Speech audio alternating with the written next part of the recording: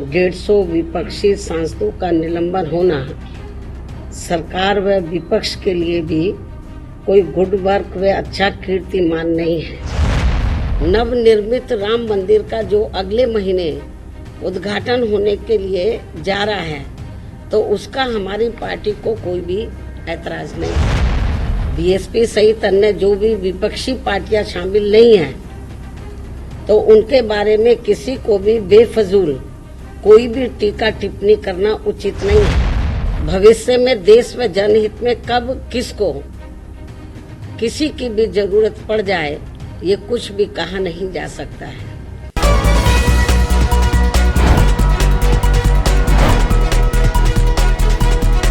दोस्तों नमस्कार, मेरा नाम संजय मग्गू है और मौजूद है देश रोजाना के डिजिटल मीडिया प्लेटफॉर्म पर।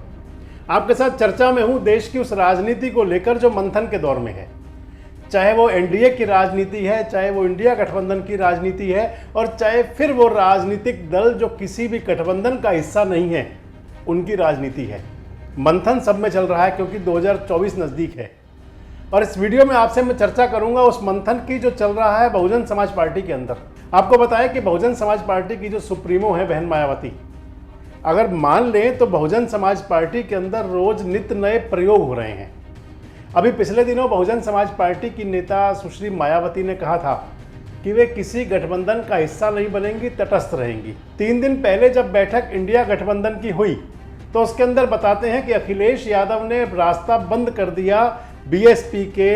इंडिया गठबंधन में शामिल होने का या इंडिया गठबंधन में आने का। सपा के जो प्रमुख हैं, सपा के जो सुप्रीमो हैं अखिलेश यादव, उन्होंने कहा कि मायावती जी के साथ, बीएसपी के साथ हमने कई मौके साथ रहकर देख लिया है, और उन्होंने कांग्रेस को भी आगाह किया कि मुझे लगता है कि आपकी बात चल रही है तो इस बात को वहीं रोक दीजिए, नहीं तो फिर हमें अपना रास्ता बदलना पड़ेगा। खैर, इससे पहले बहुजन समाज पार्टी के अंदर एक बहुत बड़ा फैसला हुआ, जबकि अपने भतीजे आकाश आनंद को मायावती जी ने अपना उत्तराधिकारी घोषित कर दिया, यानी कि बहुजन समाज पार्टी का राष्ट्रीय कार्यकारी अध्यक्ष। और इसके साथ ही एक बड़ी चर्चा तब शुरू हुई बहुजन समाज के अंदर, दलित समाज के अंदर, कि क्या जिस प्रकार से जो बात चली थी कि क्या जो बहुजन समाज पार्टी के गठन के समय मान्यवर काशीराम ने जो रखी थी, क्या उस रास्ते से भटक रही हैं। लेकिन आज की बात अगर करें तो वर्तमान के परिदृश्य में राजनीति के जो मूल्य हैं वो दिन प्रतिदिन बदल रहे हैं। राजनीति का मूल्यांकन अपनी पार्टी के हिसाब से सभी नेता करते हैं, तो अगर मायावती जी ने भी किया तो कोई गलत नहीं। लेकिन जिन बातों को लेकर मैं आपसे चर्चा में हूँ वो मुख्य ये है कि क्या बहुजन समाज पार्टी आने वाले समय में किसी गठबंधन का हिस्सा बन सकती हैं, क्या वो इंडिया गठबंधन में भी जा सकती हैं। कारण ये कि गुरुवार को एक प्रेस कॉन्फ्रेंस थी, और प्रेस कॉन्फ्रेंस के अंदर मायावती जी ने कहा कि जो राजनीति के अंदर लोग शामिल हैं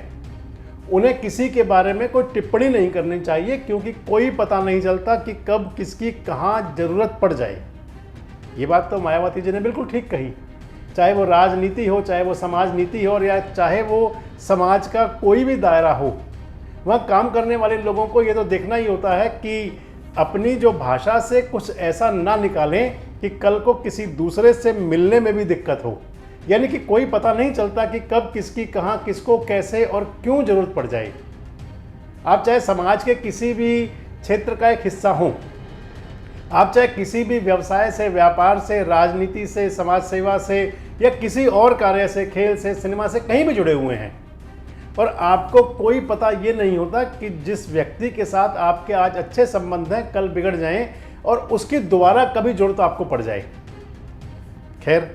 मायावती जी ने कहा गुरुवार को एक प्रेस कॉन्फ्रेंस के अंदर, हालांकि बातें बहुत सारी की, और जो 3 मुख्य बातें थी आपसे मैं तीनों शेयर कर रहा हूँ। सबसे पहले ये बात तो उन्होंने कही कि किसी से भी गुरेज नहीं करना चाहिए और अपनी भाषा को विराम देना चाहिए, सोच कर बोलना चाहिए, आपको कब किसकी कहाँ जरूरत पड़ जाए। विपक्ष के गठबंधन में बीएसपी सहित अन्य जो भी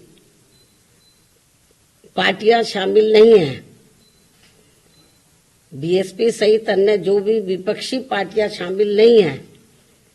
तो उनके बारे में किसी को भी बेफजूल कोई भी टीका टिप्पणी करना उचित नहीं है, तथा इससे इनको बचना चाहिए। मेरी इनको यही सलाह भी है, क्योंकि भविष्य में देश व जनहित में कब किसको किसी की भी जरूरत पड़ जाए, ये कुछ भी कहा नहीं जा सकता है। दूसरा, मायावती जी ने ये कहा, ये तो इंडिया गठबंधन के लोगों के लिए था, अखिलेश बाबू के लिए आप समझ सकते हैं। और दूसरा, मायावती जी ने ये कहा कि जो राम मंदिर बन रहा है, भव्य राम मंदिर का जो शुभारंभ होना है जनवरी में, वो कहती है कि राम मंदिर के निर्माण से मुझे कोई ऐतराज़ नहीं है, राम में सबकी आस्था है, राम को सब मानते हैं, लेकिन साथ साथ ये भी कह रही हैं कि उसको राजनीति का मुद्दा बना दिया गया। ये एक तरह से एनडीए गठबंधन के लिए, एनडीए सरकार के लिए उनका एक संदेश था। इसी क्रम में यूपी के अयोध्या में नवनिर्मित राम मंदिर का जो अगले महीने उद्घाटन होने के लिए जा रहा है, तो उसका हमारी पार्टी को कोई भी ऐतराज नहीं है। और यहाँ अयोध्या में कोर्ट के आदेश पर सरकार द्वारा निर्धारित की गई जमीन पर जब भी मस्जिद का निर्माण होता है, तो तब उसके उद्घाटन का भी हमारी पार्टी कोई ऐतराज नहीं करेगी। अर्थात हमारी पार्टी सभी धर्मों के स्थलों का पूरा सम्मान करती है, लेकिन पिछले कुछ वर्षों से इसकी आड़ में जो राजनीति की जा रही है, जो घिनौनी राजनीति की जा रही है, ये अति दुखद व चिंतनीय भी है। और तीसरी बात उन्होंने दोनों के लिए बोल दी। तीसरी बात में उन्होंने कहा कि जिस प्रकार से 143 सांसदों का निलंबन हुआ लोकसभा से और राज्यसभा से, उसको किसी भी सूरत में, किसी भी तरीके से सही नहीं ठहराया जा सकता। लेकिन साथ साथ ही विपक्षी सांसदों पर भी टिप्पणी कर दी, जिसमें कि उनसे कहा गया कि अगर आप लोग जो जिस प्रकार का व्यवहार कर रहे हैं, मिमिक्री के बारे में बोली जगदीप धनखड़ की, जो हमारे देश के उपराष्ट्रपति हैं, उनकी मिमिक्री के बारे में बोली कि आपको भी संवैधानिक परंपराओं का पालन करना चाहिए, और ये भी ठीक नहीं था। वर्तमान सत्र के दौरान दोनों सदनों के रिकॉर्ड संख्या में लगभग 150 विपक्षी सांसदों का निलंबन होना सरकार व विपक्ष के लिए भी कोई गुड वर्क व अच्छा कीर्तिमान नहीं है। इसके लिए कसूरवार कोई भी हो, किंतु संसदीय इतिहास के लिए ये घटना अति दुखद, दुर्भाग्यपूर्ण व लोगों के विश्वास को आघात पहुंचाने वाला है। और इसी दौरान माननीय राज्यसभा सभापति का संसद परिसर में निलंबित सांसदों द्वारा मजाक उड़ाने का वीडियो वायरल होना भी अनुचित व अशोभनीय है। मतलब मान लीजिए कि मायावती जो इस समय राजनीति कर रही हैं, उसके अंदर जो मंथन का दौर चल रहा है वो बहुत सधा हुआ है। अपने भतीजे आकाश आनंद को अपना उत्तराधिकारी घोषित करना, उसके बाद में कभी एनडीए के पक्ष में और कभी जो दूसरा पक्ष है यानी कि यूपीए था, अब तो इंडिया गठबंधन हो गया, यानी कि कभी एनडीए के पक्ष में, कभी इंडिया के पक्ष में, और कभी दोनों के बीच की ऐसी बात की जो दोनों के बीच की धुरी को पाटते हुए कही जाती हैं, और दोनों से समान दूरी भी और समान नज़दीकी भी दिखाने की बात आ जाती है जिसके अंदर। और तीसरी प्रमुख बात जो उन्होंने कहा कि राम मंदिर के बारे में बात बोली कि राम मंदिर के निर्माण से किसी को ऐतराज़ नहीं है, मायावती जी को भी ऐतराज़ नहीं है, बीएसपी को भी ऐतराज़ नहीं है, दलित समाज को भी ऐतराज़ नहीं है, लेकिन जिस प्रकार से उसको महिमा मंडित किया जा रहा है, जिस प्रकार से शो ऑफ किया जा रहा है, उससे ऐतराज़ मायावती जी जताती हैं। इसके साथ साथ आपसे एक चर्चा और कर लें कि लोकसभा चुनाव को लेकर, जहां मैंने आपको बताया कि मायावती जी ने कहा कि इसका ये संकेत ये भी है कि वो भविष्य की राजनीति के रास्ते खुला रखना चाहती हैं, कि अगर आने वाले समय में कुछ ऐसी स्थिति बनती है कि बहुजन समाज पार्टी कहीं प्रभावी स्थिति में हो, तो वो संदेश भी दे रही हैं कि चाहे वो पक्ष हो चाहे वो विपक्ष हो, मर्यादित भाषा में रह के बात करें तो ठीक होगा। और अगली ताकत बनने के लिए, यानी कि जो 2024 के लिए बहुजन समाज पार्टी का, मायावती जी की, उनकी पार्टी का और कुछ ठीक ठाक बने, इसके लिए वो लोकसभा चुनाव को लेकर भी पूरे मंथन पर हैं, पूरे मंथन के दौर में हैं। अब चर्चा ये है कि उनके जो भतीजे हैं आकाश आनंद, उनको चुनाव लड़ाया जा सकता है, लोकसभा का चुनाव लड़ सकते हैं आकाश आनंद से, और वो लोकसभा की सीट हो सकती है बिजनौर। आपको बताएं कि बिजनौर लोकसभा की जो सीट है, एक ऐसी सीट है कि जहां से 1989 में मायावती जी पहली बार सांसद बनी थी।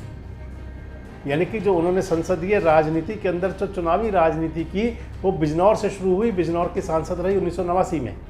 और उसके बाद में वहाँ से बीच में कभी सपा के, कांग्रेस के, रालोद के सांसद बनते रहे और इस समय जो वर्तमान सांसद हैं वो भी बीएसपी के हैं। 2019 के चुनाव में बिजनौर से चुनाव जीते थे मलूक नागर, और अब बहुजन समाज पार्टी को लगता है, मायावती जी को लगता है कि बिजनौर मुफीद हो सकती है और एक सुरक्षित सीट हो सकती है। उस सुरक्षित सीट पर तैयारी है आकाश आनंद को चुनाव लड़ाने की। तो जो मैंने आपको बताया कि मंथन का दौर तो सब जगह चल रहा है। मंथन के दौर की आप यूं मान सकते हैं कि राजनीति के अंदर हर व्यक्ति अपनी जाति बताने को भी तैयार है, लेकिन दलित समाज की, दलित राजनीति की और बहुजन समाज की नाम पर राजनीति कर रही या उनके हितों की बात पर राजनीति कर रही मायावती और उनकी पार्टी बीएसपी इस समय पूरे बड़े मंथन के दौर में है। तो आपको क्या लगता है कि क्या जो बहुजन समाज पार्टी की नेत्री मायावती जी ने जो आज कहा, यानी कि गुरुवार को प्रेस वार्ता में, कि नेताओं को अपनी भाषा पर शालीनता और संयम बरतना चाहिए, क्या एक बड़ा संदेश है आने वाले समय के लिए कि इंडिया गठबंधन के लोग जरा हिसाब से रहें, हो सकता है साथ भी मिलना पड़ जाए। और दूसरा, जिस प्रकार से बहुजन समाज पार्टी में चल रहा है, आकाश आनंद को बनाया उन्होंने अपना उत्तराधिकारी, तो क्या आकाश आनंद के नेतृत्व में बहुजन समाज पार्टी क्या वो मुकाम हासिल कर सकती है जो मुकाम कभी बीएसपी का पहले था? और क्या गेम चेंजर के रूप में हो सकते हैं आकाश आनंद लोकसभा का चुनाव लड़ करके? ये बहुत सारी बातें हैं जिनके सवालों के जवाब हालांकि सब समय के पास होते हैं, लेकिन हमारे सुधी दर्शक भी बता सकते हैं कि बीएसपी में जो मंथन का दौर चल रहा है वो किस हद तक जाएगा और उसका परिणाम क्या होगा, क्योंकि मंथन के बाद विष या अमृत और या दोनों निकला करता है। जो मंथन चल रहा है बीएसपी का, इसके बाद वो बीएसपी के लिए वो विष के रूप में सामने आएगा या अमृत के रूप में सामने आएगा, और वो किस प्रकार का प्रभावशाली हो सकता है। कमेंट्स बॉक्स में आके अपनी प्रतिक्रिया जरूर दें और इस प्रकार के वीडियोस के लिए, अपडेट्स के लिए हमारे साथ जुड़े रहे, देखते रहे देश रोजाना। हमारे साथ जुड़े रहने के लिए देखते रहिए देश रोजाना का यूट्यूब चैनल सब्सक्राइब कीजिए। साथ ही देश रोजाना की खबरें सबसे पहले देखने के लिए प्रेस कीजिए बेल आइकन।